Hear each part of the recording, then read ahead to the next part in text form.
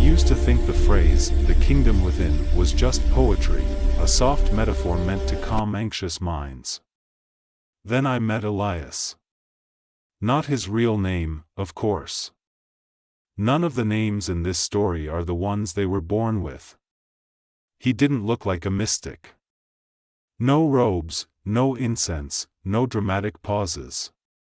He spoke the way someone speaks when they're explaining how an engine works, calm and almost bored, like the truth didn't need help sounding impressive. We met by accident, or at least that's how it felt at the time. I was complaining about feeling spiritually stalled, like I'd read everything, watched everything, and still felt hollow. Elias listened without interrupting. When I finished, he said something that immediately annoyed me. "You're looking in the wrong direction." I laughed and asked him where I should be looking instead. He tapped his forehead lightly, right between the eyes, then traced a slow line up to the crown of his head. "Not metaphorically," he added. "Literally." That was the moment the conversation shifted. He wasn't talking about belief systems or faith traditions. He was talking about anatomy. He explained that ancient teachings were encoded, not written openly, because they were never meant to be arguments. They were instructions. And instructions only make sense if you know what they're pointing to. He described the human body as a sealed temple, not in a poetic way, but in a mechanical one. Certain structures. Certain fluids. Certain pathways. According to him, the reason most people never experience anything beyond surface-level spirituality is because they're trying to pray their way into a process that was designed to be activated, not requested. There was one phrase he kept returning to, the seed of light. He said it wasn't a symbol. It was a condition. Dormant in most people. Present in everyone, but inactive. Not because of sin or unworthiness, but because no one ever explained how it actually worked. I asked him why this wasn't taught openly if it was so important. He smiled, not kindly, but knowingly, because it makes intermediaries obsolete. He went on to explain that once a person understands the inner mechanism, they stop outsourcing authority. They stop waiting for permission. They stop feeling abandoned by the divine. And institutions, historically, haven't been fond of that outcome. He didn't tell me to believe him. In fact, he warned me against belief. Belief is passive, he said. This requires participation. What followed was not a lesson, but a reframing. Everything I thought I understood about spiritual ascent, heaven, resurrection, and salvation was being retranslated into internal processes. Heaven wasn't a destination. It was a state of alignment. Resurrection wasn't about a body leaving a grave. It was about awareness re-entering a part of itself that had gone dark. He described the skull as a chamber, sealed and pressurized, containing structures that only activate under very specific conditions. When those conditions are met, something begins to move upward. Slowly. Delicately. Irreversibly. I asked him if this was dangerous. Only if rushed, he said. Or if someone lies to themselves. He warned me that most people fail not because they're incapable, but because they want spectacle instead of transformation. They want visions without discipline, light without heat. But this process, he said, generates pressure. Internal friction. Psychological resistance. Old patterns surface because they have to be burned away, not suppressed. There was nothing dramatic about the way he spoke. No promises of instant awakening. No threats either. Just a steady explanation of cause and effect. He told me that ancient stories weren't meant to be worshipped. They were meant to be decoded. The reason they sound mystical is because the language had to survive hostile centuries. So anatomy became allegory. Chemistry became miracle. Internal sensation became divine encounter. At one point, He paused and looked at me carefully. "You can't unknow this once you start," he said. "So decide if you actually want it." I didn't answer right away. Something in me already knew the answer, but I was aware of the cost. This wasn't a weekend retreat or a new philosophy to add to the shelf. This was a commitment to paying attention to things I'd been trained to ignore: the body, its rhythms, its signals, its subtle intelligence. Before we parted, he gave me one instruction. Not a technique. Not a ritual. "Observe," he said. "For now, just observe. Notice where your attention lives. Notice what drains you. Notice what agitates the mind. The temple doesn't open to noise." As I walked away, I felt unsettled, not inspired. And that's how I knew it mattered. Inspiration fades. Discomfort lingers. Discomfort forces change. That night, lying awake, I kept replaying his words. The kingdom within. Not as a metaphor. Not as belief. But as a place I had never actually visited. Despite spending years talking about it, something had shifted, quietly, without ceremony. And I sensed that whatever came next would not ask for my faith, only my honesty. When I met Elias again, he didn't ask what I'd discovered. He asked what I'd stopped doing. That question landed harder than anything he'd said before. I realized I'd spent the week noticing how much energy I leaked without realizing it: endless scrolling, half-hearted conversations, constant internal commentary. It felt like living with a dozen radios playing at once. He nodded when I told him, "Noise burns the fuel," he said. "Silence concentrates it." That's when he finally outlined what he called the map. Not a belief system. A sequence. He warned me that the language would sound symbolic, but the function was precise. If I wanted metaphors, I could find those anywhere.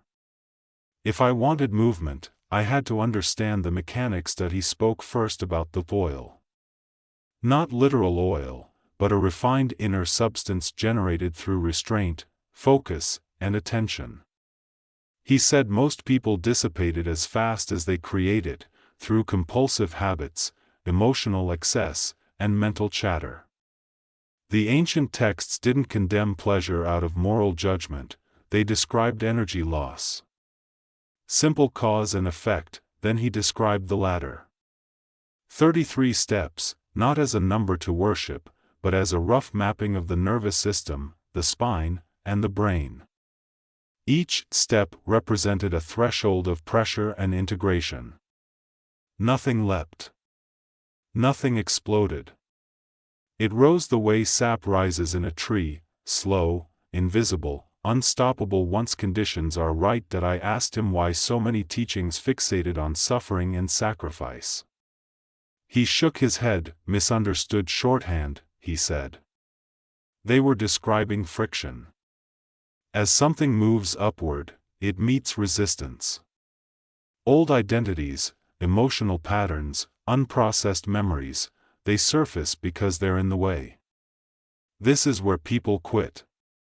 They assume something has gone wrong when discomfort appears. In reality, it's the sign that something is finally happening. He explained the cross, not as an object of worship, but as an internal event. A point where opposing forces meet: instinct and awareness, desire and restraint, fear and clarity. The sensation, he said, can feel like being pinned between worlds. Not punished. Suspended. Observing impulses without acting on them. This is where the ego thinks it's dying, he said. And in a way, it is. Not annihilation. Reorganization. The personality doesn't vanish, it loses its false authority. The voice that narrates everything softens. Space opens up between thought and reaction. He said many traditions panicked at this stage and wrapped it in fear-based doctrine, because a person who reaches it becomes very difficult to control. That I asked how to know if someone was imagining all this. He didn't hesitate. Fantasy excites, he said. This stabilizes. There were no visions promised. No colors. No voices. Instead, he described subtle but profound changes, a steady quiet, heightened perception, emotional responses that lost their compulsive edge. The world didn't become magical. It became clearer. He also warned me about imitation. Trying to force sensations, copying breathwork without understanding timing, chasing experiences instead of cultivating conditions. He said the body knows when it's being coerced. It responds with anxiety, dissociation, or burnout. The process is intelligent, he said. Treat it like one. What struck me most was his emphasis on patience. Everything I'd consumed online framed awakening as an event. He framed it as a maturation. Like something that had to ripen before it could rise. Too early, and it spoiled. Too late, and it dried up. Before we parted, he gave me another instruction, slightly more demanding than the first. Choose one thing you overindulge in, he said. And reduce it. Not to punish yourself. To observe what happens to your attention.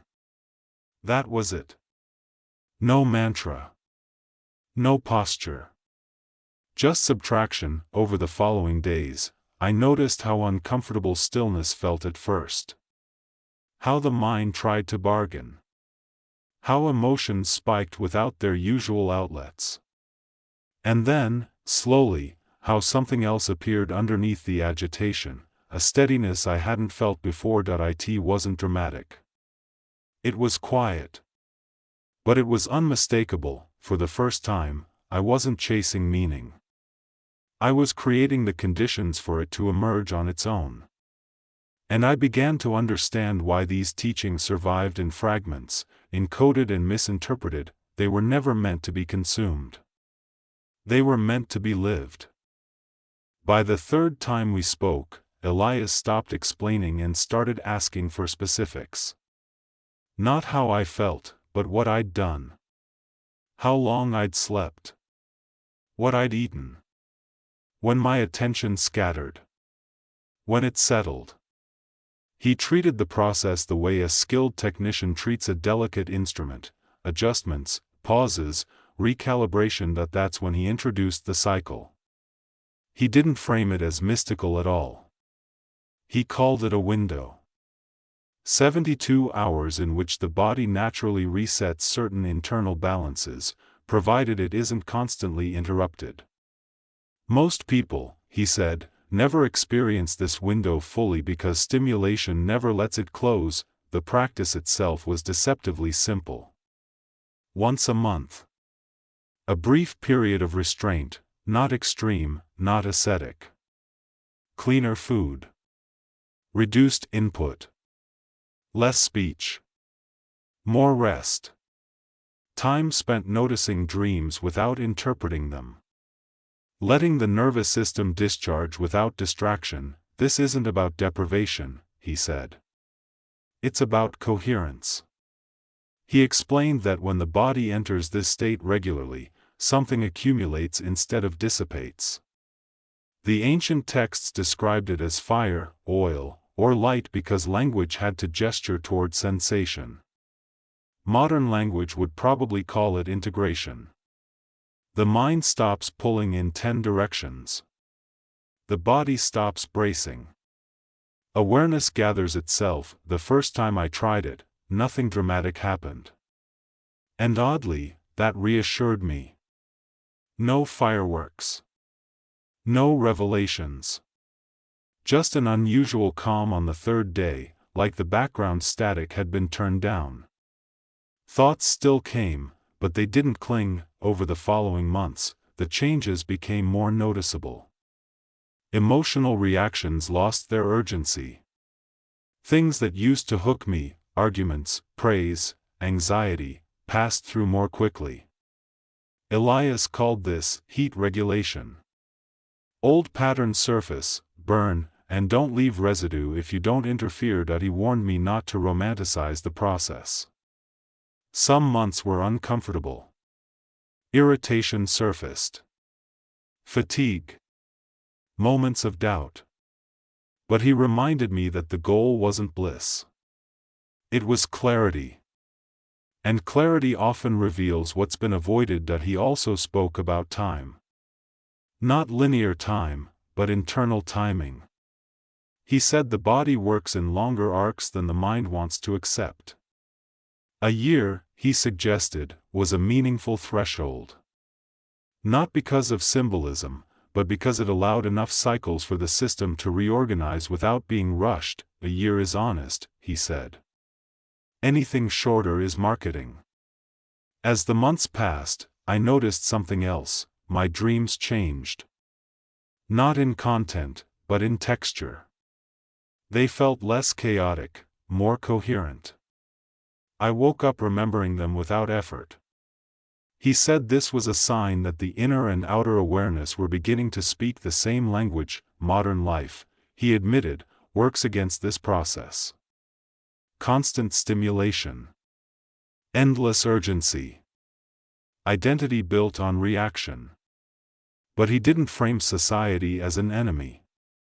Just an environment that requires conscious navigation. You don't need to escape the world, he said. You need to stop leaking into it. By the end of the year, I couldn't point to a single moment where everything changed. There was no climax. No finish line. Instead, there was a quiet sense of being more present inside myself than I had ever been. Less divided. Less performative. More real. When I asked Elias what came next, he smiled again, the same way he had at the beginning. Maintenance, he said. And humility. He explained that the danger at this stage isn't failure. It's inflation. Mistaking stability for superiority. The process doesn't make you special, he said. It makes you responsible. More aware of how your state affects others. More conscious of what you feed, internally and externally. We don't speak often now. That, too, felt intentional. The point was never dependence. It was orientation. Learning how to stand without constantly reaching. Looking back, I understand why these teachings were hidden in plain sight. They don't flatter the ego. They don't offer shortcuts. They don't scale well. And they quietly dismantle the structures that rely on confusion. What they offer instead is something subtler and far more demanding, the work of becoming internally unified in a world that profits from fragmentation. And once you taste that unity, even briefly, you stop looking for someone else to tell you what's true. If you've stayed with this story until now, I want to be clear about something. This wasn't shared to convince you of anything. There's nothing here that needs belief to function. What matters is attention, patience, and a willingness to observe yourself without judgment. That's not glamorous. It doesn't trend well. But it's honest. Most content promises transformation by addition, more knowledge, more techniques, more identities. This path moves in the opposite direction. It asks what happens when you stop scattering yourself. When you reduce noise instead of chasing insight. When you treat your inner life as something that follows laws, not moods. If any part of this resonated, don't rush to label it or share it as a new belief. Sit with it. Let it breathe. See what changes when you simplify one small thing and actually notice the effect. If you want to explore ideas like this more deeply, without hype, without fear, without spiritual theatrics, consider subscribing to the channel. New videos take different angles on the same quiet question: what happens when awareness stops outsourcing itself? If this helped you slow down even slightly, tap the like button. It tells the algorithm that long-form, thoughtful content still matters, and if you know someone who feels spiritually exhausted, not lost but overloaded, share this with them. Not as an answer, just as an invitation to look inward a little differently. Thanks for being here, and for giving your attention to something that doesn't demand it, but respects it.